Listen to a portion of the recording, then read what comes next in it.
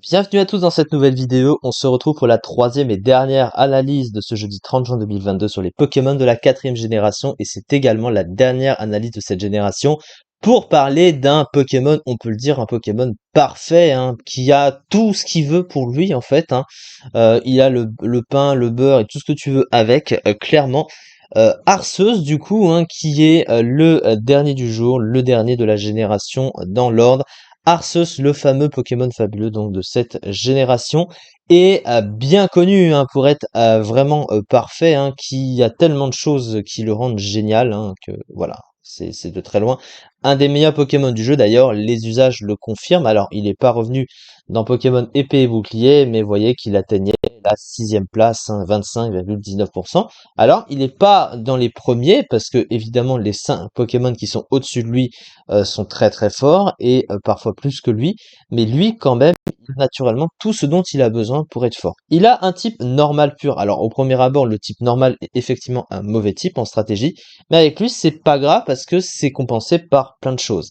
Déjà son talent signature, alors même si Sylvalier a un talent qui ressemble, mais pas le même nom, hein, du coup, en gros, ce fameux Arceus a la particularité d'avoir des plaques et qui ont des noms en fonction du type des 18 types du jeu du coup. Et en fonction de la plaque que tu lui mets, tu peux lui changer son type. Et ça change également le type de sa capacité signature, hein, qui est multi-attaque. Alors je crois que... non, c'est jugement, pardon, je confonds avec l'autre. Jugement, du coup, hein, qui est une attaque spéciale avec 100 de puissance et 100% de précision, et qui prend le stab, du coup, peu importe la plaque que tu lui mets.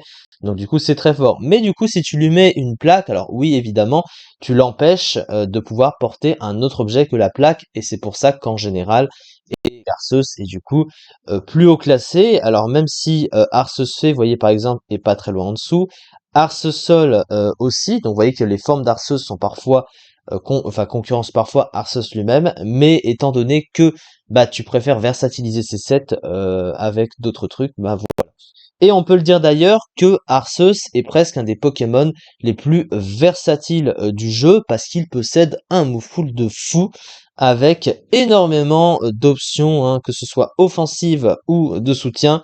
Il a même un move de soin, il a des attaques offensives à rallonge, des moves de setup à rallonge.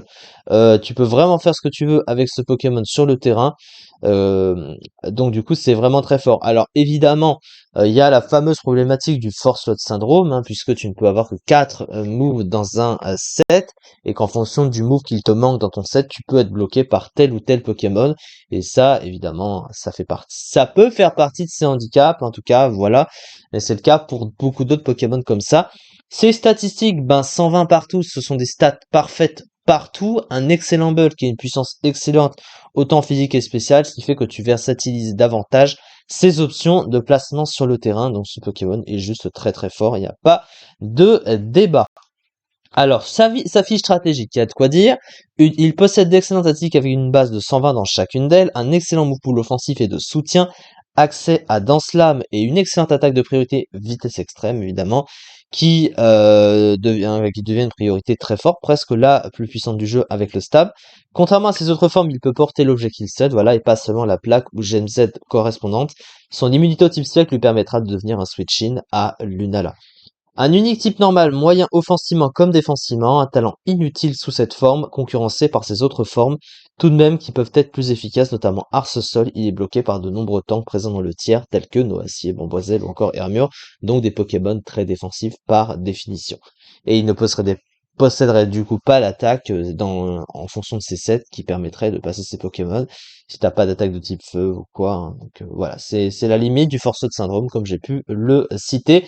En tout cas, il est quand même extrêmement fort, on l'a dit. C'est ça du coup pour cette vidéo et nous avons donc fini avec les analyses sur les Pokémon de la quatrième génération et on se retrouve demain du coup pour commencer la cinquième génération avec les starters évidemment comme à chaque génération. Et donc comme je l'ai dit, le planning sera un peu bouleversé au mois de juillet.